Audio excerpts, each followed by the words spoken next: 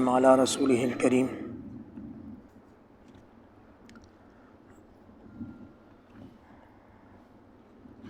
اصولی بات تو آپ لوگوں سے یہ ہے کہ تراویح ہو چکی ہے، جاؤ اپنے اپنے گھروں کو ہیں، کیوں بیٹھے؟ تراویح ہو گئی، وطر ہو گئے، سب ہو گئے، اب اللہ کا نام لے کر جاؤ، آپ بھی جاؤ، امام صاحب بھی اپنے گھر جائیں۔ لیکن اگر اللہ کی محبت میں بیٹھ گئے انشاءاللہ تو یہ وقت اللہ کے ہاں گولڈن ہو جائے گا انشاءاللہ۔ آج جو صورتیں ہم نے تلاوت کی ہیں اس میں سب سے پہلی صورت سورۃ الجمعہ ہے۔ اردو میں ہم جمعہ کہتے رہتے ہیں، عربی میں یہ لفظ جمعہ جیم پر بھی پیش ہے، میم پر بھی پیش ہے، عین پر زبر ہے اور آخر میں ہا ہے، یعنی گول والی تا ہے، وقف میں اس کو ہا پڑھتے ہیں۔ سورۃ الجمعہ، سورۃ الجمعہ کے شروع میں حضور صلی اللہ علیہ وسلم کی نبوت کے دلائل ہیں، اور پھر حسب سابق اہل کتاب بنی اسرائیل اور یہودیوں کو تنبیہ کی گئی ہے کہ آپ لوگ اپنی کتاب پڑھتے ہیں، آپ ہی کی کتاب میں یہ ذکر ہے کہ محمد آئیں گے اور وہ اللہ کے برحق نبی ہوں گے، آپ لوگ اپنی کتاب کے حکم کو نہیں مان رہے، آپ موت سے بھاگنا چاہ رہے ہیں تو بھاگ لیں۔ کہاں تک بھاگیں گے؟ ایک دن آپ ہماری پکڑ میں آ جائیں گے، جب پکڑ میں آئیں گے تو ہم آپ کا حساب کتاب کریں گے۔ اس کے بعد جو دوسرا رکوع ہے اس کے خاص شان نزول ہے، اور وہ واقعہ یہ ہے کہ ایک دفعہ نبی کریم صلی اللہ علیہ وسلم جمعے کا خطبہ دے رہے تھے نماز جمعہ پڑھنے کے بعد۔ شروع میں نماز جمعہ کا خطبہ نماز جمعہ کے بعد ہوا کرتا تھا، جیسے کہ عیدین کا خطبہ ہوتا ہے۔ تو حضور ممبر مبارک پر خطبہ دے رہے تھے، مدینہ منورہ میں اناج کی کمی تھی۔ عین خطبے کے دوران کسی نے حقیقتاً یا شرارتاً آواز لگائی کہ میں لاٹ لے کر آیا ہوں چائنا سے، بڑی سستی لوٹ سے لگی ہے، مدینہ والوں آؤ اور اناج لے لو۔ تو جس علاقے میں اناج کی کمی ہو، بیوی بچے بھوکے ہوں، تو انسان کا دل ویسے ہی نرم ہوا ہوتا ہے۔ تو صحابہ کرام نے اس آواز لگانے والے کی آواز سنی، حضور خطبہ دے رہے تھے، چند صحابہ کو چھوڑ کر باقی سارے بھاگ گئے اس آواز لگانے والے کے پیچھے۔ قرآن اللہ پاک کو یہ ادا پسند نہ آئی، وہ عرش کے اوپر سے وحی نازل فرماتی کہ رے محبوب، یہ جس چیز کے پیچھے بھاگے ہیں، غلے اناج کے پیچھے، ان کو بولو اللہ کے پاس جو ہے وہ اس غلے اناج اور تجارت سے بہت بہتر ہے، یہ آپ کے در پر رکے رہیں، اللہ ان کو بہت دے گا، یہ آپ کے در پر رکے رہیں، اللہ ان کو بہت دے گا، اور اگر یہ سامان کے پیچھے بھاگیں گے تو اللہ ان کو تھکا دے گا اور پھر تھوڑا سا ملے گا۔ چنانچہ یہ سورہ جمعہ کا دوسرا رکوع نازل ہوا۔ اے ایمان والو، جب جمعے والے دن نماز کے لیے آواز لگائی جائے تو اللہ کی یاد یعنی نماز کی طرف لپکو، آؤ نہیں، لپکو، یعنی اب نماز کی طرف تھوڑی سی جلدی کرنی ہے۔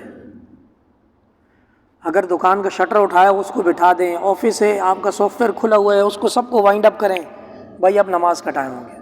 اور یہ جمعے کے لیے خاص طور پر ہے۔ وزر البیع اور ٹریڈنگ چھوڑ دیں، خرید و فروخت چھوڑ دیں۔ اور یہ حکم عام ہے، سمجھ آئی، ہر مسلمان کے لیے، چاہے وہ امام ہو، حافظ ہو، قاری ہو، عام مسلمان ہو، یہ سب کے لیے عام ہے۔ کچھ کیٹیگریز اس میں سے مستثنیٰ ایگزیمشن ہے۔ نمبر 1 سیکیورٹی والے، نمبر 2 معذور، وہ اس حکم میں نہیں آتے، باقی پوری انسانیت اس حکم میں آتی۔ چنانچہ جمعے والے دن پہلی اذان سننے کے بعد اگر کوئی اپنی تجارت میں، دنیاوی کاموں میں، ان چیزوں میں لگا رہے گا، ایک تو برکت جاتی رہے گی، دوسرا گناہگار ہوگا۔ ایک تو برکت جاتی رہے گی، دوسرا اس حکم کو نہ مان کر گناہگار ہوگا۔ دوسری آیت اسی رکوع میں یہ ہے کہ جب جمعے کی نماز ادا ہو جائے تو اب مسجد میں ڈیرے نہ ڈالو، اب مسجد میں، بلکہ فانتشروا فی الارض، زمین میں پھیل جاؤ، وابتغوا من فضل اللہ، اور اللہ کا رزق اب تلاش کرو۔ وہ جو بند کیا تھا، وائنڈ اپ کیا تھا، اب جا کر سب دوبارہ کھول لو اور اللہ کا ذکر کر لو، انشاءاللہ تم کامیاب ہو جاؤ۔ ایک صحابی تھے، وہ جب جمعے والی دن جمعے کی نماز ادا کر لیتے تھے تو مسجد کے کنارے پر جا کر اللہ سے باتیں کرتے تھے۔ اللہم انی اجبت الدعوہ وصلیت الصلاۃ فآتنی فضلک ووعدک الذی رزقت فیہ. اس طرح کے الفاظ. یا اللہ میں نے تیرے منادی کی آواز لگانے والی کی ندا کو سنا، میں نے اس پر لبیک کہا، میں نے نماز ادا کر لی. یا اللہ اب میں رزق تلاش کرنے کے لیے جا رہا ہوں، اب تو اپنا وعدہ سچا کر. چنانچہ جو لوگ اس آیت پر بلیو رکھتے ہیں اور اس کو مد نظر رکھ کے اپنا جمعے والے دن جمعے کی نماز کے بعد تجارت کرتے ہیں اور اللہ کو حوالہ دیتے ہیں اس آیت کا، یا اللہ اپنے قرآن میں فرمایا ہم نے اپنے طور پر اس قرآن کے حکم کی تعمیل کر لی، یا اللہ اب تو اپنا وعدہ سچا کر. تو اللہ جمعے والے دن وہ جو 1.5-2 گھنٹے کی بریک ہوتی ہے اس کو بہت بڑا نعم البدل جمعے والے دن مل جاتا ہے. صرف جمعے والے دن ہی کیا، ساری زندگی ملتا رہتا ہے. آگے اللہ پاک اس عمل کو ذکر کرتے ہیں کہ ان لوگوں نے جب تجارت کو دیکھی یا کوئی مشغلہ دیکھا، انفضوا الیہا، یہ لپک گئے، بھاگ گئے اس کی طرف. وترکوک قائما، میرے محبوب آپ کو یہ ممبر پر اکیلا چھوڑے چلے گئے. آپ پریشان نہ ہو، ممبر پر آپ اکیلے نہیں ہیں، ہم آپ کے ساتھ ہیں. قل ما عند اللہ خیر من اللہو ومن التجارہ، میرے محبوب ان کو اعلان کر دو یہ تجارت اور مشغلے سے زیادہ بہتر چیز اللہ کے پاس ہے اور وہ محمد کے قدموں میں ملے گی. واللہ خیر الرازقین، اور رزق دینے والوں کی جو فہرست ہے اس میں رب تعالی سب سے بہترین رزق دینے والا ہے. ہمارے یہاں ہر دکان پر واللہ خیر الرازقین لکھا ہوتا ہے برکت کے لیے. صبح سویرے سب سے پہلے اس میں تلاوت لگتی ہے، پھر اس میں نعت لگتی ہے، پھر نعت آہستہ آہستہ قوالی پر جاتی ہے، اور 10 بجے اس میں ٹاپ کلاس میوزک چل رہا ہوتا ہے. اپنا اپنا کانسیپٹ ہے اس کے نزدیک، یعنی صبح سویرے تلاوت اور نعت لگا لی، اب دن بھر جو کرتا ہوں کرتا رہوں، کچھ نہیں ہوگا، صبح سویرے کی برکت آ گئی. اور اتنا بڑا بڑا لکھا ہوتا ہے واللہ خیر الرازقین، اور اس دکان کے اندر جھوٹی قسمیں اور فراڈ والی چیزیں، فالٹی چیزیں بیچی جا رہی ہوتی. کیا حال ہے؟ وہ اللہ کا بڑا فضل ہے جی، مت پوچھو. مسلمان اگر تھوڑا سا اللہ سے لو لگا دے تو حضور کی تجارت سے وہ سیکھ لے کہ وہ کپڑا جس میں تھوڑا سا فالٹ تھا، شام میں وہ بندہ لے کر چلا گیا، حضور کہیں مصروف تھے، واپس آئے، حضور نے میسرہ سے پوچھا کہ وہ فالٹی کپڑا تو نے کتنے میں بیچا؟ کہا وہ تو اتنے ہی بک گیا جتنے میں صحیح کپڑا بکا. حضور نے گھوڑا دوڑایا اس کے پیچھے، اس کو راستے میں پکڑا، اس کو بولا تو نے جو کپڑا خریدا ہے اس میں فالٹ ہے، اتنے پیسے نہیں بنتے، یہ لے پیسے واپس لے. چنانچہ جب واپس آئے تو اتنا نفع ساتھ لے کر آئے، نفع ہوا ہی ہوا، سیدہ خدیجہ بھی نکاح میں آ گئی. لازمی تو نہیں ہے کہ یہ پیسے کے چند ٹکڑے کاغذ کے ہاتھ آئیں. اللہ کا فضل ان پیسے کے چند ٹکڑوں سے بڑھ کر کوئی اور چیز ہے. دل کا سکون نصیب ہو جائے، زندگی میں راحت آ جائے، اولاد نیک ہو جائے جس کو دیکھ کر آنکھیں ٹھنڈی ہوں، یہ سب رزق کی اعلیٰ قسمیں ہیں. یہ نوٹ تو ابھی ابھی بنائے 1970 کے لگ بھگ، تو یہ ڈالر نے اپنی حکومت تسلط قائم کی، اس سے پہلے تو ڈالر بھی نہیں تھا. تو یہ جو انسان کا جو دل و دماغ اس پیسے کے پیچھے لپکتا جاتا ہے نا، یہ اس کی نادانی ہے. اللہ پاک فرماتے ہیں اللہ کے پاس یہ تجارت اور مشغلے کے علاوہ بہت بڑی چیزیں ہیں. واللہ خیر الرازقین. اگلی سورت سورہ منافقون ہے. حضور صلی اللہ علیہ وسلم صحابہ کے ساتھ ایک غزوے پہ گئے، غزوہ بنی مستلق.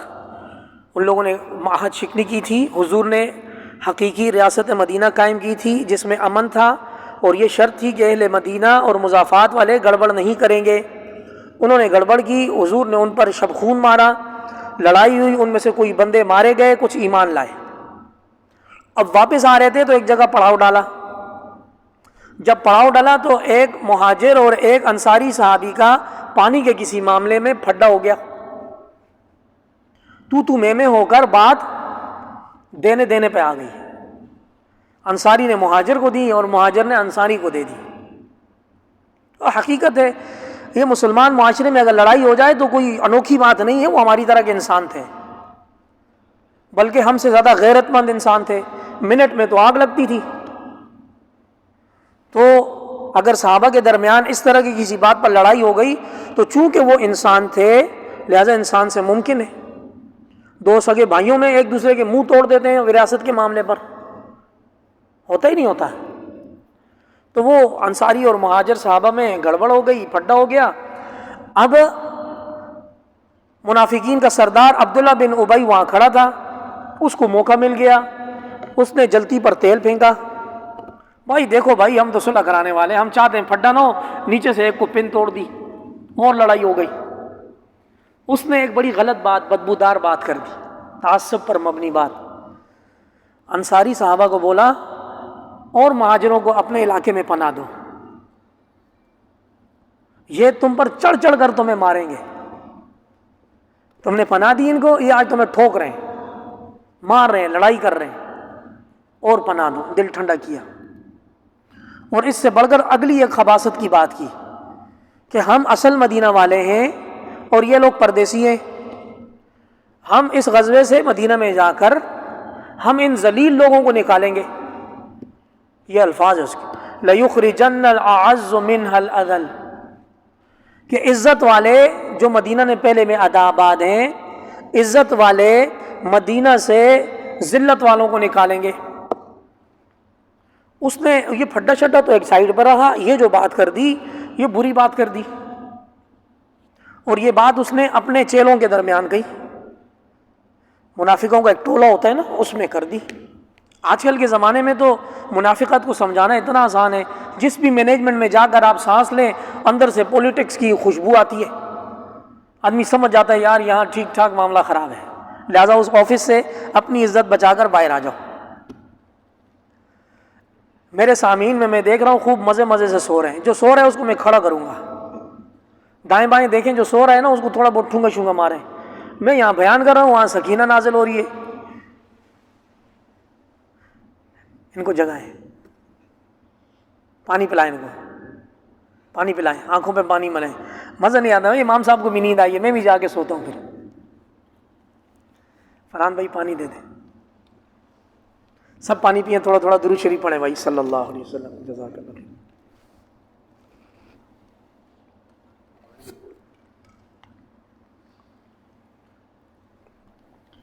جزاک اللہ خیر۔ اب اگر کوئی سویا اس کو کھڑا کروں گا، صحیح ہے۔ اس رأس المنافقین نے غلط بات کر دی۔ وہاں حضور کے ایک سچے صحابی زید بن ارقم موجود تھے، وہ حضور کی خدمت میں آئے، انہوں نے حضور سے، حضور وہ تو ایک بندہ بکواس کر رہا ہے، بالکل واہیات باتیں بک رہے ہیں منہ سے۔ اس نے تو یہ بول دیا کہ ہم مدینے میں جا کر مہاجر جو کہ ذلیل ہیں ہم ان کو نکالیں گے اور ہم عزت والے ہیں۔ اب نبی کی شان میں گستاخی تو اس کا تو سر جائے گا۔ ادھر عمر بھی موجود ہیں، مسئلہ ہی کوئی نہیں ہے، حضور ہو اشارہ۔ تو حضور صلی اللہ علیہ وسلم نے عبداللہ بن ابی کو بلا لیا، ادھر آ بھائی، تو نے یہ بات کی ہے؟ سفید منکر ہو گیا، نہیں نہیں حضرت آپ کی عزت سر آنکھوں پر، آپ اللہ کے نبی ہیں، ہم گواہی دیتے ہیں آپ کی شان میں کیسے یہ بات کر سکتا ہوں؟ زید بن ارقم شرم سے پانی پانی ہو گئے، اے یار اس ظالم نے تو مجھے جھوٹا کر دیا حضور کے سامنے۔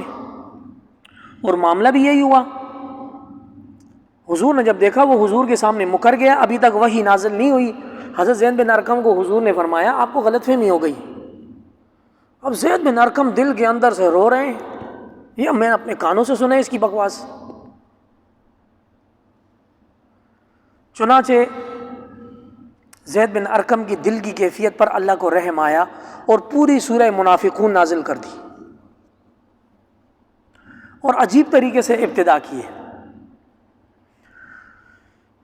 اللہ فرماتے ہیں کہ جب تمہارے پاس منافقون آتے ہیں، منافقین آ کر گواہی دیتے ہیں کہ حضرت ہم گواہی دیتے ہیں آپ اللہ کے رسول ہیں، اللہ پاک کے علم کی قسم آپ اللہ کے رسول ہیں، لیکن اللہ گواہی دیتا ہے کہ یہ منافق جھوٹے ہیں۔ کمال کی آیت، بہت کمال کی آیت۔ حضور کی نبوت کا اقرار بھی کیا اللہ نے، لیکن ان کا یہ دعویٰ کہ حضرت آپ اللہ کے نبی ہیں، اللہ فرماتے ہیں یہ منافق اپنے اس قول میں جھوٹا ہے، یہ قول کو ڈھال بنا کر یہ آپ سے مال غنیمت بھی لینا چاہتا ہے، آپ سے عزت بھی لینا چاہتا ہے اور مدینہ میں زندگی بھی گزارنا چاہتا ہے۔ اس نے اپنے ایمان کو بطور ڈھال استعمال کیا ہے، ہم اس کو ذلیل و رسوا کریں گے۔ ان المنافقین فی الدرک الاسفل من النار، جہنم کے جو گڑھے ہوں گے، جو جہنم کے فلور ہوں گے، اس میں سب سے نیچے ہم منافق کو رکھیں گے، اس کے اوپر یہودی، اس کے اوپر نصرانی، اس کے اوپر مشرکین ہوں گے۔ اور یہ بہت پروپیگنڈا کرنے والے تھے۔ چھوٹا سا مسئلہ ہوتا، مال غنیمت کی تقسیم ہوتی، یہ بولتے او ہمیں محروم کر دیا، ہمیں کچھ بھی نہیں ملا۔ جیسے کچھ لوگ معاشرے میں ہوتے ہیں ویسی نہ بات کو پروپیگنڈا بنانے والے، جو کسی حال میں خوش ہو ہی نہیں سکتے۔ مدینہ منورہ میں یہ کیفیت تھی۔ اللہ پاک کے نبی کو ترس آیا، اللہ نے ان کے لیے، حضور نے ان کے لیے استغفار کرنے کی کوشش کی، اللہ پاک کا حکم آ گیا، اے میرے محبوب آپ ان کے لیے استغفار کریں یا نہ کریں، اللہ ہرگز ان کو معاف نہیں کرے گا۔ اور یہ منافقین راستے میں، اس نے ایک اور تڑی بیماری تھی کہ یہ مہاجرین پر انصار نے خرچ کیا نا، تو یہ مہاجرین کی جڑیں مضبوط ہو گئی ہیں مدینہ میں۔ یہ اگر آج سے مہاجرین کو دانا پانی دینا بند کریں، امام صاحب کا دانا پانی بند کریں، مؤذن کا بند کریں، خادمین کا بند کریں، تو یہ بھوکے مریں گے۔ ہم الذین یقولون لا تنفقوا علی من عند رسول اللہ، یہ منافقون ایسے لوگ ہیں، یہ کہتے ہیں رسول پر اور اس کے ارد گرد جو قریبی لوگ ہیں ان کے اوپر ایک پائی خرچ نہ کرو، یہاں تک کہ یہ مدینہ سے چھٹ کر بھوکے باہر نکل جائیں۔ سبحان اللہ، اللہ کی غیرت ایسی بھڑکتی ہے نا۔ اب اس نے یہ بات کی، 2 ٹکے کی بات کی۔ اللہ پاک فرماتے ہیں وَلِلَّهِ خَزَائِنُ السَّمَاوَاتِ وَالْأَرْضِ، یہ کم عقل کیا بات کرتا ہے؟ اللہ کے پاس تو زمین اور آسمانوں کے خزانے، اللہ وہ کھول دے گا نبی پر۔ وَلَكِنَّ الْمُنَافِقِينَ لَا يَفْقَهُونَ، ان منافقوں کو ذرا عقل نہیں ہے۔ یقولون، یہ کہتے ہیں لَئِن رَجَعْنَا إِلَى الْمَدِينَةِ لَيُخْرِجَنَّ الْأَعَزُّ مِنْهَا الْأَذَلَّ، کہ ہم اگر مدینے کی طرف اس غزوے سے لوٹ گئے تو ہم میں سے عزت والا ذلیل کو مدینے سے نکالے گا۔ اللہ پاک کی طرف سے جواب آیا وَلِلَّهِ الْعِزَّةُ وَلِرَسُولِهِ وَلِلْمُؤْمِنِينَ، حقیقی عزت تو اللہ کی ہے، پھر اللہ کی طرف سے رسول کی ہے اور مومنین کی ہے۔ وَلَكِنَّ الْمُنَافِقِينَ لَا يَعْلَمُونَ، منافقوں کو یہ سمجھ نہیں آئی۔ زید بن ارقم کی سچائی ثابت ہو گئی، وہی نازل ہو گئی، زید بن ارقم کا سینہ ہے یہ چوڑا ہو گیا کہ میں نے جو خبر دی تھی وہ ٹھیک تھی، یہ ماں ٹنگا ہی پڑا۔ عبداللہ ابن ابی یہ بڑی مستیاں کرتا ہے۔ پھر اس نے کہا تھا کہ حضور پر خرچ نہ کرو، تو اگلا پورا رکوع نازل ہو گیا، ہم نے جو رزق دیا ہے اس میں سے برابر خرچ کرتے رہو، یہاں تک کہ حسرت کرنے والے کے پاس موت کا فرشتہ آئے گا، پھر وہ بولے گا یا اللہ مجھے تھوڑی سی فرصت دے دے، میں اپنے $1 بلین ڈونیٹ کر دوں، مجھے اتنی فرصت دے دے کہ میں چیک کاٹ لوں، بلینک چیک سائن کر لوں کہ اس میں ڈونیشن وہ لینے والے جتنی اماؤنٹ ڈالنا چاہتے ہیں ڈال لیں۔ وَلَن يُؤَخِّرَ اللَّهُ نَفْسًا إِذَا جَاءَ أَجَلُهَا، ہرگز نہیں جب اللہ کا حکم آئے گا تو مائکرو سیکنڈ آگے پیچھے نہیں ہوگا، جو جہاں ہے وہیں سے روح لے کر چل اللہ کے پاس، اب وہاں معاملہ لگے گا۔ واللہ خبیر بما تعملون، اللہ پاک خوب جانتا ہے آپ کی کارستانیاں، اس وقت والوں کی بھی اور آج والوں کی بھی۔ ایسا نہیں ہے کہ ان والوں کی جانتا ہے اور آج والوں کی نہیں جانتا، آج والوں کی بھی اللہ خوب جانتا ہے۔ سورہ منافقون ایسی صورت ہے کہ یہ 2 رکوع پر مبنی صورت ہے اور اس کے اندر کل 11 آیات ہیں، ہر آیت نون پر ختم ہوتی۔ عجیب ہے یہ فصاحت البلاغت میں، پہلی آیت سے لے کر آخری آیت تک جتنی آیتیں اینڈ ہوتی ہیں، وہ جو آخری ورڈ ہے، جو لفظ ہے، وہ نون ہے۔ منافقون میں بھی نون ہے، تو اس صورت کی منافقون کے ساتھ بڑی مطابقت ہے۔ اگلی صورت سورہ تغابن ہے، اس کے شروع میں اللہ پاک کی بڑی بڑائی بیان کی ہے کہ جو کچھ زمین میں ہے، آسمان میں ہے، وہ اللہ کی تسبیح بیان کرتی ہے، ہر شے اسی کی بادشاہی ہے، اسی کے لیے حمد و ثنا ہے، ہر چیز پر وہ قادر ہے، اسی نے پیدا کیا ہے۔ پیدا کرنے کے بعد کوئی اپنی مرضی سے کافر ہو گیا، کوئی مومن ہو گیا۔ وہ یاد ہے پریکٹیکل جو میں نے یہاں کر کے بتائی تھی، حافظ صدیق نے قدم اٹھایا تھا، اللہ نے پیدا کر کے پہلے قدم کا اختیار دیا ہے، تقدیر کو بلا بلا نہ بولے کوئی بھی۔ دوبارہ آئیں حافظ صدیق یہاں، ادھر منہ کر کے کھڑے ہوں، ان پر کیمرہ لگائیں بھائی، ان پہ لگائیں، یہ آگے حافظ صدیق، یہ بندہ مختار ہے، آزاد ہے، اس کو دایاں قدم اٹھانے کا بھی اختیار ہے، بایاں قدم اٹھانے کا بھی اختیار ہے۔ دایاں قدم اٹھائے گا تو جنت کی طرف جائے گا، بایاں قدم اٹھائے گا تو جہنم کا راستہ بنائے گا۔ پہلے قدم اٹھانے کا اختیار اللہ نے دیا ہے۔ اللہ فرماتے ہیں ہم نے بندہ پیدا کیا یا اختیار پیدا کر دیا، عقل دے دی، اب اس کو پہلا قدم اٹھانے کا اختیار ہے۔ اٹھاؤ بھائی دایاں قدم، یہ دیں جنت کی طرف، اب نیچے رکھو اس کو، الٹا اٹھاؤ یہ جہنم کی طرف۔ مرضی انسان کی ہے پہلا قدم کیسے اٹھاتا ہے۔ لہٰذا کوئی بھی کافر ہونے کے بعد، جہنم میں جانے کے بعد یہ نہ بولے بھائی میری تقدیر میں لکھا ہوا تھا۔ اللہ نے تو آپشن دی تھی کہ پہلا قدم صحیح اٹھانا، آگے تیری مرضی، بیٹھ جائے۔ تو یہ اللہ پاک فرماتے ہیں کہ اللہ نے آپ کو پیدا کیا، اب اس میں سے کوئی انکاری کر کے اللہ کا نافرمان ہوتا ہے، کوئی مان کر اللہ کا فرما بردار ہو جاتا ہے۔ اختیار بندے کا ہے، اختیار اب بندہ دیکھ لے اپنا اختیار کہاں استعمال کر۔ تغابن غبن سے ہے نا، دھوکہ ہونا۔ اللہ پاک نے قیامت والے دن کو یوم التغابن بولا ہے کہ اس دن بہت سارے لوگوں کے ساتھ دھوکہ ہو جائے گا۔ وہ جو بتوں کو باندھتے تھے، اور جس نے اپنے باس، چیف ایگزیکٹو، چیئرمین، اپنے جی ایم کے لیے اپنے ایمان کو بیچا، وہ قیامت والے دن پریشان ہو جائے گا۔ یوم یجمعکم لیوم الجمع ذالک یوم التغابن، اس دن کو یاد کرو کہ جس دن حساب کتاب کے لیے اللہ سب کو جمع کرے گا، اور وہ والا دن نفع اور نقصان والا دن ہوگا۔ کسی کو اس کا ایمان فائدہ دے جائے گا، اور کسی کو اس کا دنیا کا کمزور یقین، اسباب پر یقین، مختلف خداؤں پر یقین نقصان دے جائے گا۔ اللہ کسی کو جنت میں داخل کرے گا ہمیشہ کے لیے، اور جو نہیں مان کے گئے ہوں گے ان کا راستہ جہنم کا ہوگا۔ اگلی سورت سورہ طلاق ہے۔ سورہ طلاق کے معاملے میں یہ جو سورت داخل ہوئی ہے، اس میں اللہ پاک نے حضور کو حکم دیا ہے کہ خواتین کو اگر بادل ناخواستہ طلاق دینے کی نوبت آ جائے تو ان کے معاملات کو دیکھ کر، طہارت کے معاملات کو دیکھ کر طلاق دی جائے۔ ہاں جی، طلاق مہینے کے جو خاص ایام ہوتے ہیں پیریڈ والے، ان میں نہ دی جائے، بلکہ خاتون اچھی طرح پاک صاف ستھری ہو، اس وقت سوچ بچار کر کے، بہت سوچ کے قیامت تک آپ کو 3 الفاظ استعمال کرنے کا اختیار ہے۔ قیامت تک جلدی نہ کرے، جلدی کرے گا پچھتائے گا۔ 3 تیر آپ کی پیٹھ پر اللہ پاک نے قیامت تک کے لیے سجا دی ہے، جب چاہو استعمال کر لو، لیکن جو استعمال نہیں کرتا وہ کامیاب ہوتا ہے، اس کے پاس ہر وقت نبھانے کا آپشن ہوتا ہے۔ اور ہمارے ہاں بغیرتی کی اعلیٰ مثال یہ ہے کہ مرد کو جب بے جا غصہ آتا ہے تو وہ اتنی پستی دکھاتا ہے اخلاق کی کہ 3 تیر استعمال کرنے سے پہلے اس کی غیرت ٹھنڈی بھی نہیں ہوتی۔ اس پر میرے جمعے کے بیانات ہیں۔ خلاصہ یہ ہے، اللہ کا واسطہ ہے کہ جس طرح نکاح کرنے کے لیے کسی امام کے پاس، مولوی صاحب کے پاس جاتے ہیں، اسی طرح طلاق دینے کے لیے بھی کسی امام اور مولوی کے پاس پہلے جائیں، وہ آپ کو 1000 آپشن دے گا، آپ دے کر آئیں گے، پھر اس کا تو دین نہیں ہے نا یار۔ اگر امام اور مولوی کا دین ہوتا، وہ بولتا یار چیک لا تھوڑا سا نیچے سے لے کے اوپر اس کو ریلیکسیشن لکھ کے دے دیتا، یار یہ لے جا۔ اب سب کچھ کرنے کے بعد آپ امام صاحب کے پاس آئے، او جی میں غصے میں تھا، میں نے دے دی۔ اب امام صاحب کیا کریں گے؟ الٹا مڑ کے امام پر خفا ہوتے ہیں، یار یہ فلاں مسلک کا ہے، فلاں مسلک کا ہے۔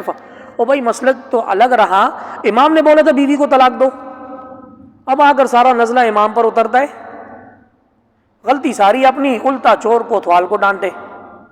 تو اللہ نے حضور صلی اللہ علیہ وسلم کو طلاق دینے کی تعلیم دی ہے، اور حضور کے ذریعے پوری امت کو سکھایا ہے کہ بادل ناخواستہ طلاق دینے کی نوبت آئے تو اس کے یہ احکامات ہیں۔ ٹھنڈے دماغ کے ساتھ خوب 1000 دفعہ سوچ کے، چھوٹے چھوٹے بچے ہیں رل جائیں گے، یتیم ہو جائیں گے، ادھر ادھر جائیں گے، لوگ ان کو ناجائز استعمال کریں گے۔ بات سمجھ آ گئی؟ تو یہ طلاق کے اس میں بہت سارے مسائل بیان کیے گئے ہیں۔ پھر عدت کے مسائل ہیں۔ ہر طرح کی عورت، بہت ساری عورتوں کی نیچر ہوتی ہے، کوئی بوڑھی ہو جاتی ہے، کوئی جوان ہوتی ہے، کسی کو بیماری ہوتی ہے، ہر چیز اس آیت میں تفصیل سے بیان کی گئی۔ اگلی سورت سورہ تحریم ہے۔ سورہ تحریم کا ابتدائیہ ایسا ہے، حضور ایک رات اپنی زوجہ کے پاس ہوتے تھے، دوسری رات دوسری زوجہ کے بعد ہوتے تھے، عصر کے بعد حضور 3-4 زوجات کو جمع کر کے مل جل کر ٹائم گزارتے تھے۔ بیویوں کی آپس میں ٹسل لگی رہتی ہے، چاہے وہ سوکن ہو تو آپس میں رشتہ داروں میں لگی رہتی ہے۔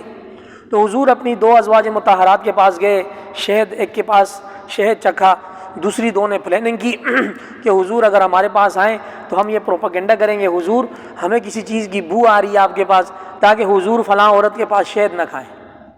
بہرحال یہ گھریلو معاملہ تھا، پلاننگ ہوئی، حضور صلی اللہ علیہ وسلم کو یہ ساری کی ساری پلاننگ وحی کے ذریعے پتہ چل گئی۔ 2 بوئیں وہ شرارت کر رہی ہیں، وہ شہد کھلا رہی ہے۔ حضور صلی اللہ علیہ وسلم نے جب یہ چپکی ہوئی بات ان دونوں کو بتائی جو سازشیں کر رہی تھیں تو پریشان ہو گئے۔ من انباءک ھذا، حضور یہ ساری پلاننگ آپ کو کس نے بتا دی؟ قال نبأنی العلیم الخبیر، مجھے تو اوپر والے نے بتا دیا سب۔ پھر حضور نے فرمایا یہ جو پلاننگ کی ہے نا آپ لوگوں نے، یہ توبہ کریں، اگر توبہ کر لیں گی تو اللہ معاف کرے گا۔ اچھا، عورت کو ڈرانا مرد کے لیے تھوڑا مشکل ہوتا ہے نا، یہاں عجیب تعبیر آئی ہے، عورت کو ڈرایا بڑے عجیب طریقے سے۔ 2 عورتیں حضور کی خواتین ہیں، زوجیں ہماری مائیں ہیں، صحیح ہے؟ تو اللہ فرماتے ہیں کہ اگر یہ دونوں اللہ سے توبہ کریں گی تو اللہ ان کے دل نرم کر دے گا، مائل کر دے گا، اور اگر یہ مکر گئیں اور حضور کے اوپر دوبارہ چڑھائی کرنے کی کوشش کی تو پتہ ہے حضور کی مدد کون کرے گا؟ پھڈا ہو گیا تو حضور کی مدد کون کرے گا؟ سنیں، اللہ مدد کرے گا حضور کی، جبرائیل مدد کرے گا حضور کی، سارے مومنین حضور کی مدد کریں گے، اتنا بڑا لشکر لے کر آئیں گے۔ بڑی گہرائی ہے اس میں۔ وَإِن تَظَاهَرَ عَلَيْهِ، اور اگر آپ حضور پر غالب آنے کی کوشش کریں گی دونوں، فَإِنَّ اللَّهَ هُوَ مَوْلَا، اللہ مولا ہے حضور کا، اللہ مولا ہے حضور کا۔ وہ جبریل، اور جبریل بھی حضور کے ساتھ ہے، وہ صالح المؤمنین، اور سارے نیک مؤمنین بھی حضور کے ساتھ ہیں۔ اب بتاؤ مقابلہ کرو گی؟ والملائکۃ بعد ذالک ظہیر، اور آسمان کے سارے فرشتے بھی حضور کے ساتھ ہیں۔ صحیح ڈرا دی ایسی ڈرا دی۔ اس کے بعد پھر حضرت عمر رضی اللہ تعالیٰ عنہ کو پیش آیا۔ حضرت عمر نے کہا حضور، یہ بات ذہن میں رکھیے گا، حضور کی عقد میں حضرت عمر کی صاحبزادی حضرت حفصہ رضی اللہ تعالیٰ عنہ حضور کے نکاح میں، ان کے ہوتے ہوئے حضرت عمر فرماتے ہیں حضور یہ خواتین نے آپ کو تنگ کر دیا، آپ کا مقام نبوت ہے، آپ کے اور بہت سارے کام ہیں، یہ گھریلو جھنجھٹوں میں آپ پڑے رہیں گے تو آپ کی دعوت کا کام متاثر ہوگا، اسلام کی تبلیغ رکے گی، جہاد میں فرق آئے گا، ہر چیز ڈسٹرب ہوگی، حضور آپ ان سب کو طلاق دیں، نئی شادیاں کریں، میری بیٹی بھی ہے اس کو بھی طلاق دیں۔ اب یہ بظاہر اتنی سخت اسٹیٹمنٹ کوئی اور نہیں دے سکتا، لیکن حضرت عمر کی اسٹیٹمنٹ آسمان سے وحی کی صورت میں نازل ہوگی، قریب ہے آپ کا رب ان ساری عورتوں کو طلاق دلوا دے آپ سے، اور اس کے بدلے میں اللہ آپ کو مزید ایسی خواتین عطا فرمائیں جو ان سے بہتر ہوں گی، فرما بردار ہوں گی، مومن ہوں گی، قناعت کرنے والی ہوں گی، توبہ کرنے والی ہوں گی، عبادت کرنے والی ہوں گی، روزے رکھنے والی ہوں گی، کوئی غیر شادی شدہ ہوں گی اور کوئی شادی شدہ یعنی مطلقہ ہوں گی۔ بہرحال یہ حضرت عمر کی غیرت ایمانی ہے، اس لیے تو حضور نے فرمایا کہ عمر میرا اتنا مزاج شناس ہے، اگر نبوت میرے پر ختم نہ ہوتی لو کان بعدی نبی لکان عمر، اگر نبوت کا سلسلہ جاری ہوتا تو عمر نبی ہوتا۔ قرآن مجید 18 مقامات پہ حضرت عمر کی صداقت بیان کرتا ہے، کتنی؟ حضرت عمر کے دل میں خیال آیا، ادھر اللہ نے وحی نازل کی، اس میں سے ایک جگہ یہ بھی ہے، اے مومنو اللہ سے سچی توبہ کر دو، قریب ہے کہ اللہ پاک تمہارے سارے گناہ معاف کر دیں اور تمہیں جنت میں داخل کر دیں، ایسی جنت کہ جس کے نیچے سے نہریں بہیں گی، ایسے دن میں کہ جب اللہ پاک نبی کو اور اس کے ساتھ ایمان والوں کو رسوا نہیں کرے گا۔ اللہ کریم قیامت والے دن نبی کریم صلی اللہ علیہ وسلم کو اور جو لوگ حقیقت میں ایمان لائے ہوں گے، ایمان کے تقاضے پر عمل کیا ہوگا، اللہ کے ساتھ سچے وعدے کیے ہوں گے، اللہ ان کو رسوا نہیں کرے گا۔ ان کے آگے ان کے اعمال کا نور چل رہا ہوگا، اور وہ اللہ سے کہیں گے یا اللہ ہمیں اور نور عطا فرما، یا اللہ ہماری بخشش فرما، آپ ہر چیز پر قادر ہیں۔ اگلی صورت سورہ ملک ہے۔ سورہ ملک میں اللہ پاک کی بڑائی بیان ہوئی ہے، اللہ پاک نے اپنی قدرت کی نشانیاں بتائی ہیں۔ اللہ پاک فرماتے ہیں ہم نے آپ کو امتحانی حال میں ڈالا ہے۔ امتحانی حال میں کوئی ٹائم ضائع نہیں کرتا، پیپر ہاتھ میں دیا جاتا ہے، وہ پیپر جو پورے رمضان میں نے بتایا وہ آؤٹ ہے۔ اللہ کی مانو، رسول کی مانو، کامیاب ہو جاؤ گے۔ اللہ کی نہیں مانو گے، رسول کی نہیں مانو گے، من مانی کرو گے، ناکام ہو جاؤ گے۔ اللہ پاک فرماتے ہیں ہم نے یہ آپ کے اوپر درجہ بدرجہ آسمان پیدا کیے ہیں، آپ دیکھو نہ ذرا اس میں اللہ کی تخلیق میں کوئی فرق نظر آتا ہے؟ فرجع البصر، پھر اپنی نظر کو اوپر دوڑا، کیا تمہیں کوئی اللہ کے بنائے ہوئے آسمان میں تھوڑا سا سوراخ نظر آتا ہے؟ پھر 2 دفعہ نظر اور وہاں، ایک دفعہ دیکھ، آڈٹ کی نگاہ سے دیکھ کہ کہیں کوئی قصور ہو، کوئی کمی ہو، پھر نگاہ نیچے کر، پھر 2 دفعہ اور دیکھ، تیری نگاہ خائب اور خاسر ہو کر واپس آئے گی کہ اللہ کی بناوٹ میں کوئی کمی نہیں ہے۔ اس طرح اللہ پاک نے فرشتوں کا بھی احوال ذکر کیا ہے۔ جہنم والوں سے پوچھیں گے کیا کوئی نبی تمہارے پاس دعوت دینے کے لیے نہیں آیا تھا؟ وہ بولیں گے کیوں نہیں آیا تھا، لیکن ہم نے اس کو جھٹلا دیا تھا کہ اللہ نے تمہیں نبی نہیں بنایا۔ بھائی اللہ نے نبی بنانا ہوتا تو کسی وڈیرے کو بناتا۔ وہ کہیں گے فسحقا لاصحاب السعیر، لعنت ہو اہل جہنم پر، اب رہو جہنم میں، پتہ چل جائے گا۔ اللہ پاک بخشش کرنے والوں کی بخشش فرما دیں گے۔ سورہ ملک کے بارے میں آتے ہیں، جو شخص سونے سے پہلے یعنی عشاء کے بعد سونے سے پہلے اس کو باقاعدگی سے تلاوت کرے گا، یہ سورت قیامت سے پہلے قبر میں اس تلاوت کرنے والے کا اتنا دفاع کرے گی کہ منکر نکیر جس وقت سوال کرنے کے لیے آئیں گی تو وہ بولیں گی بھائی اس بندے کے ساتھ ہاتھ ہی نہیں لگانا ہے۔ سورہ ملک قبر میں دفنانے کے بعد جیسے ہی منکر نکیر سوال کرنے کے لیے آئیں گے، من ربک وما دینک ومن نبیک، رب کون ہے، تو کون سے زمانے میں تھا، تیرا دین کون سا ہے، تیرے دین کا نبی کون سا ہے۔ یہ 3 سوال برحق ہیں، ہر کسی سے ہونے ہیں، لیکن جو باقاعدگی سے رات میں سورہ ملک تلاوت کر کے سوئے گا، سورہ ملک کو اللہ پاک مجسم نور کی شکل میں قبر میں لائیں گے، وہ منکر نکیر آئیں گے، سورہ ملک بولے گی چلو چلتے بنو، یہ سو رہا ہے، یہ قیامت تک سوتا رہے گا، اس کو ڈسٹرب نہ کرو۔ یہ سورہ ملک کی فضیلت ہے۔ اگلی سورت سورہ قلم ہے۔ سورہ قلم کے شروع میں اللہ پاک نے حضور کے اوصاف بیان کیے ہیں۔ ایک بدبخت تھا ولید بن مغیرہ، جو بدر میں سب سے پہلے قتل ہوا تھا۔ حضرت علی، حضرت حمزہ اور حضرت عبیدہ بن حارث نے مقابلہ کیا تھا، ولید عتبہ شیبہ، ولید عتبہ شیبہ۔ یہ ولید وہ بدبخت ہے کہ جو مکہ میں سب سے زیادہ معزز اور سب سے زیادہ مالدار تھا کفار میں۔ کفار کے قبیلوں میں جب لڑائی ہو جاتی تھی تو آخری فیصلہ ولید کا مانا جاتا تھا۔ آج بھی ہم نے پڑھا، کل بھی سورہ مدثر آئے گی، اس میں اللہ پاک ولید پر اپنے انعام گنواتے ہیں۔ یہ ولید جو ہے اس کو ہم نے بہت دیا، اس کو ہم نے بیٹے دیے، ایسے بیٹے دیے جو ہر وقت مکہ مکرمہ میں موجود رہتے تھے۔ تو اس پر اللہ کے اتنے انعامات تھے، وہ ایمان نہیں لایا، اس نے ہمارے اور آپ کے آقا کریم صلی اللہ علیہ وسلم کو مجنون بول دیا، دیوانہ محمد۔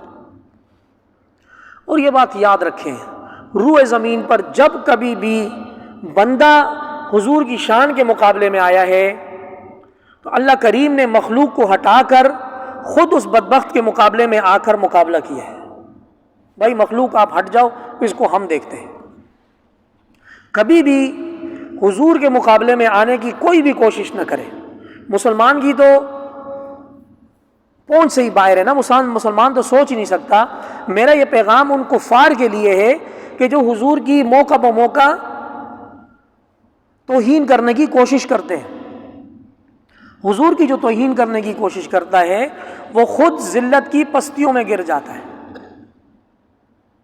آپ لوگ اگر جاگ رہے ہیں سارے تو سماعت فرمائیں۔ جب اس نے حضور کو مجنون بولا تو اللہ پاک کی طرف سے انعامات کا اعلان ہو گیا۔ میرے محبوب آپ کا اجر بہت بڑا ہے، آپ کے بڑے عظیم اخلاق ہیں، سب دیکھ لیں گے کہ ان میں سے فتنے میں کون ہے۔ اللہ پاک خوب جانتے ہیں کون گمراہ ہے اور کون راہ راست پر ہے، اور آپ پیروی نہ کریں جھٹلانے والوں کی۔ اب اللہ پاک نے ولید کا چٹا کٹا کھولنا شروع کر دیا۔ آج تک یعنی اس بکواس کرنے سے پہلے ولید مکہ مکرمہ میں معزز ترین شخص تھا، اور وہ اپنے حسب نسب پر بڑا فخر کرتا تھا، صحیح ہے۔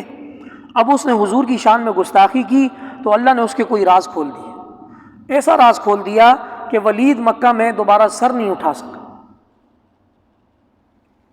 وَلَا تُطِعْ كُلَّ حَلَّافٍ مَّهِينٍ، پرواہ نہ کریں میرے محبوب بہت زیادہ قسم اٹھانے والے ذلیل شخص کی۔ مہین یعنی ذلت والا، اہانت والا۔ ہم مازم تانے دینے والا، مشائن، مشائن کا ترجمہ چغل خور، بنمیم تانا دینے والا، مناع للخیر خیر سے منع کرنے والا۔ یہ دیکھیں اللہ پاک اس ولید کی جو اندر کی بیماریاں تھیں نا وہ بیان کر رہے ہیں۔ وہ ایک شخص جس نے حضور کو مجنون کہا، اللہ پاک نے اس کی ہجا بیان کرنا شروع کی، قیامت تک بیان ہوتی رہے گی۔ حضور کا ذکر اللہ پاک نے بلند سے بلند کر دیا، ورفعنا لک ذکرک۔ اور جس نے حضور کو مجنون بولا، اللہ پاک اس کے بارے میں کیا فرمایا؟ حلاف مہین حماز مشام بنمیم مناع معتد اثیم عتل بعد ذلک زنیم۔ 10 برائیاں بیان کر دی۔ اللہ پاک کی رحمت حضور کی شان میں گستاخی برداشت نہیں کر سکتی، اور ایسی گالیاں نازل کی کہ امت محمدیہ تلاوت کرے گی تو ثواب ملے گا۔ ہم لوگ تلاوت کریں گے تو ثواب ملے گا۔ اس میں جو 10ویں ہے نا وہ اصل ہے۔ یہ جو شروع میں بیان کی آپ لوگوں کو بھی مزہ نہیں آ رہا ہے نا کیا مولوی صاحب تو وہ باتیں کر رہے جو عام مسلمان آج پہ ہر وقت منہ پہ رکھتے ہیں۔ بہت زیادہ قسم اٹھانے والا، اہانت میں مبتلا اور تانا دینے والا اور چغل خوری کرنے والا اور تانا زنی کرنے والا، خیر سے منع کرنے والا، حد سے تجاوز کرنے والا، گناہ گار ہے، عتل سخت مزاج ہے، اور سب سے بڑھ کر حرامی ہے، ولد الزنا ہے۔ وہ ولید جو اپنے آپ کو عزت کی بلندیوں پر شمار کرتا تھا، اللہ پاک نے بولا یہ زنا کی اولاد ہے۔ اب بول محمد کو مجنون نہ پتہ چلے تجھے۔ اللہ پاک نے اس کا ڈی این اے کھول کے رکھ دیا، عام بات نہیں ہے۔ اور اس کے بچے بڑے تھے، سارے علاقے میں اس کی عزت تھی، وہ پتہ چلا یہ تو زنا کی اولاد ہے۔ بولے گا محمد کو مجنون؟ اس کی نسل بھی نہیں بول سکتی۔ اللہ پاک نے اس کو ذلت کی پستیوں میں اتار کے چھوڑ دی۔ اب آپ لوگوں کی بھی دل ٹھنڈے ہو گئے، یار یہ آخری والی زبردست ہے، جگہ پہ لگی۔ ہاں، اس کے بعد اللہ پاک نے وہ کہتا تھا، ہم لوگ بولتے ہیں نا یار ناک جو ہے نا، میری ناک خاک آلود کر دی، میری ناک آپ نے کٹوا دی۔ تو ناک کو انسان کے جسم میں عزت والا مقام سمجھا جاتا ہے۔ اللہ پاک نے اس کی ناک میں کینسر پیدا کیا، اس کی ناک کاٹنی پڑ گئی۔ اس کے بعد اپنے سونے کی ناک لگائی، اس سونے کی ناک کے نیچے دوبارہ انفیکشن ہو گیا، پھر وہ سونے کی ناک بھی ہٹانی پڑی، وہ نک کٹا ہو کر اس نے زندگی گزاری۔ محمد کے مقابلے میں کوئی آنے کی کوشش نہ کرے، ورنہ قرآن آ جائے گا۔ آج کل بھی دیکھ لیں، جو بھی حضور کی اہانت کرنے کی کوشش کرتا ہے، 2-3 مہینے کے بعد یا تو اس کو کوئی پھڑکا دیتا ہے، یا پھر وہ جل مر کر ایسی موت مرتا ہے کہ عبرت بنتا ہے۔ اللہ۔ اس کے بعد سورہ حاقہ ہے۔ سورہ حاقہ میں سمود اور عاد کا ذکر ہے کہ سمود کو تو چیخ سے مارا گیا، اور عاد کے اوپر ہم نے 7 دن 8 راتیں ہم نے ہوا بھیجی، جس کی وجہ سے وہ کھجور کے تنوں کی طرح وہاں پڑے ہوئے تھے۔ آگے اہم مرحلہ وہی دائیں ہاتھ میں نامہ اعمال دینے کا اور بائیں ہاتھ میں نامہ اعمال دینے کا۔ وہ گزشتہ کل بہت تفصیل کے ساتھ بیان کر دیا ہے۔ جس کو دائیں ہاتھ میں ملے گا وہ نعرہ مارے گا، ہاں اقرؤوا کتابی، یہ لو ساری دنیا دیکھ لے مجھے نامہ اعمال دائیں ہاتھ میں مل گیا۔ اور جس کو خدا نخواستہ بائیں ہاتھ میں ملے گا تو وہ چھپاتا پھرے گا۔ یہاں ایک اور کیفیت بھی ذکر ہے، جس کو دائیں ہاتھ میں ملے گا نا، وہ بولے گا مجھے یقین تھا کہ مجھے ایک دن حساب دینا ہے، لہٰذا آج اس کو ہم بڑی اچھی زندگی دیں گے، جنت کے بالا خانوں میں ہوگا اور اس کے اوپر بڑے بڑے اس کے پھل اور باغات ہوں گے، ہم بولیں گے کھا مزیدار، مبارک ہو، یہ سب اس محنت کے سبب ہے جو دنیا میں تو نے محنت کی۔ اور جس کو بائیں ہاتھ میں دیا جائے گا وہ بولے گا ہائے رے کاش مجھے نامہ اعمال ملتا ہی نہیں، میرا کیس سماعت کے لیے مقرر نہ ہوتا، میرا کیس پینڈنگ میں پڑا رہتا۔ کم از کم اتنی تسلی ہوتی کہ بائیں ہاتھ میں تو نہیں ملے گا نا۔ اور میں کبھی اپنے حساب کو نہ جانتا، حساب کتاب تو دور کی بات، وہ جو مجھے موت آئی تھی وہ آخری موت ہوتی، اس کے بعد مجھے دوبارہ جگایا ہی نہ جاتا۔ مجھے میرے مال نے کوئی فائدہ نہ دیا، مجھے میری زبان کی چپٹے پن نے، بس جی ہم تو بس جو زبان کے تیز ہوتے ہیں نا بہت بری طرح پھنسے گا، بہت بری طرح۔ یہاں تو چلو مولوی صاحب، امام صاحب، کوئی دیندار اس کی چکنی چپٹی زبان دیکھ کر، اس کی سیٹ دیکھ کر، اس کی لوجیکلی بات، کچھ بھی وہ کڑوی کھسلی بات کرے، انسان چپ ہو جاتا ہے، یار اس کو سمجھانا فضول ہے، اس کی سمجھ میں نہیں ہے۔ وہ یہ سمجھتا ہے کہ کہیں وہ اپنی دلیل کی بنیاد پر غالب آ گیا، جبکہ مولوی صاحب اس سے جان بچا رہا ہوتا ہے، یار خس کم جہاں پہ آگے دور جائے تو بہتر ہے۔ بات صحیح۔ قیامت والے دن بولے گا ہلک عنی سلطانیہ، میری ساری لوجک برباد ہو گئی، میری ساری دلیل، وہ جو میرے پاس سارے نظریات تھے وہ میری ساری اسٹریٹجی خراب ہو گئی۔ اللہ پاک فرمائیں گے پکڑو اس کو اور اس کو باندھو اور اس کو جہنم کی طرف گھسیٹ کر لے جاؤ، اور اس کو ایسی زنجیر سے باندھو کہ اس زنجیر کا ایک کڑا 70 گز بڑا ہے۔ ڈرا رہے ہیں اللہ پاک۔ اور اس کا قصور یہ ہے کہ اللہ پر صحیح طرح ایمان نہیں لاتا تھا، ایمان لاتا تھا، خدا اللہ کو مانتا تھا، اور بیچ میں مشکل کشا کسی اور کو سمجھتا تھا، پھنس گیا بہت بری طرح۔ ولا يحض على طعام المسکین، آج اس کے لیے زقوم کے علاوہ کچھ کھانا نہیں ہے۔ لائیں بھائی زقوم دکھائیں، یہ ہمارے محبت کرنے والے ساتھی آپ لوگوں کے لیے زقوم دکھانے کے لیے لائے ہیں۔ یہ تو دنیا کا ہے نا، آخرت والے سے اللہ بچا دے۔ اپنا ہاتھ بچائیے گا، کھڑے ہو کر آپ دکھا دیں۔ یہ زقوم مشہور ہے۔ جب قریش والوں کو بولا نا جہنم کا کھانا زقوم ہے، تو قریش والوں نے کہا یہ تو بہت مزے کی چیز ہے۔ اللہ پاک نے کہا اچھا یہ مزے کی چیز ہے، اس کے اوپر ہم آپ کو خون پیپ بھی پلائیں گے، اللہ معاف فرمائے۔ تو یہ زقوم ہے، اللہ ان کو جزائے خیر دیں، یہاں ساتھ لے کر آئے۔ تو جو اللہ پر ایمان نہیں لائے گا وہ آخرت میں زقوم کھائے گا۔ یہ کوئی کھا سکتا ہے؟ کانٹا دیکھو اور اس کی کڑواہٹ دیکھو، سونے والے جو سو رہے ہیں ان کو نہیں پتہ یہ بہت کڑوا ہے، سونے والے جاگ کر دیکھیں یہ بہت کڑوا ہے، میں صحیح کہہ رہا ہوں۔ چلیں جزاک اللہ بیٹے۔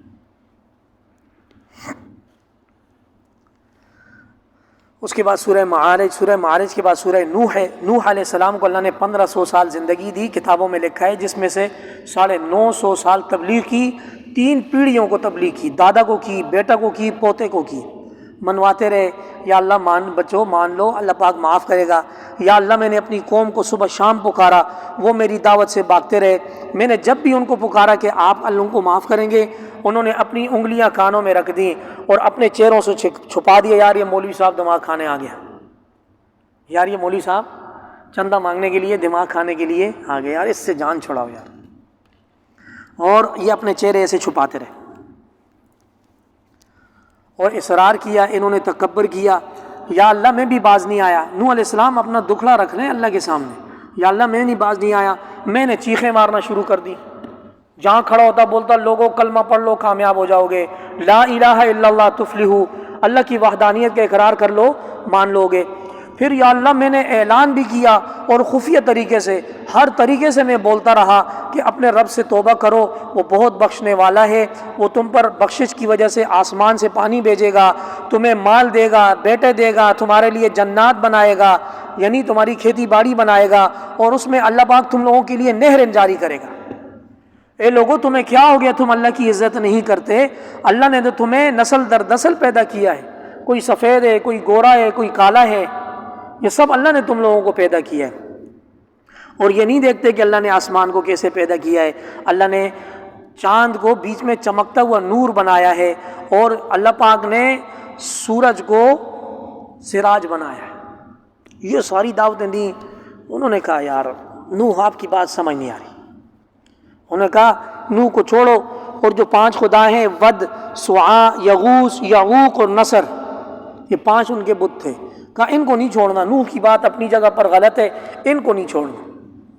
نوح علیہ السلام جب ان سے نا امید ہوئے، نوح علیہ السلام نے ہاتھ اٹھایا. وحی کے ذریعے ان کو پتہ چل گیا تھا کہ اب لوگ ایمان لانے والا نہیں ہے، ورنہ نبی مرتے دم تک بد دعا نہیں دیتا. لیکن نوح علیہ السلام کو وحی سے علم ہوا کہ یار یہ لوگ ایمان والے نہیں ہیں. تو پھر نوح علیہ السلام نے کہا اللہ کے خزانے کو تھوڑا ہلکا کرنا چاہیے، یہ اللہ کے خزانے پر بوجھ ہیں.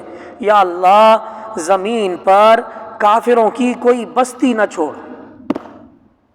950 سال بعد، پتہ نہیں ہماری ہڈیاں گلیاں، پتہ نہیں کیا، ہماری قبر کا نشان بھی نہیں ہوگا، پتہ نہیں کیا ہوگا. انہوں نے اتنے سال تبلیغ کی، اور سونے والوں سن لو، نوح علیہ السلام نے بد دعا دی کہ روئے زمین پر یا اللہ کافروں کی ایک بستی بھی نہ چھوڑ. تو اگر ان کو زندہ چھوڑے گا یہ تیرے دیگر نیک بندوں کو گناہگار کریں گے، اور ان کافر سے کافر ہی پیدا ہوگا. کافر سے یا اللہ یہ جو 80-90 افراد ایمان لائیں میری بخشش فرما، میرے والدین کی فرما، اور یہ جو ایمان میں داخل ہو گئے یا اللہ ان کی بخشش فرما، اور کافروں کو تباہ و برباد کر دے. قرآن ہے بھائی، قرآن سے تعلق قائم ہو جائے ساری زندگی کے لیے تو یہ زندگی بڑی آسان ہے.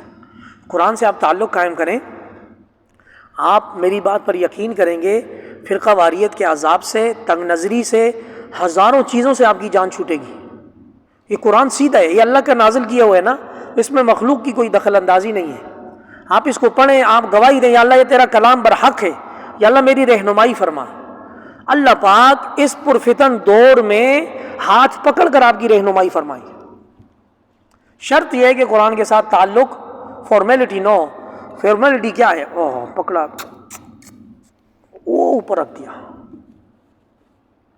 تعلق یہ ہے کہ اس کو چومنے چاٹنے کے بعد اس کو کھول کر اس کے حلال کو حلال سمجھے اور کرے، اس کے حرام کو حرام سمجھے، مانے اور بچے، پھر کام بنے گا، پھر یہ اپنا خزانہ کھول دے گا. اللہ کریم عمل کی توفیق عطا فرمائے.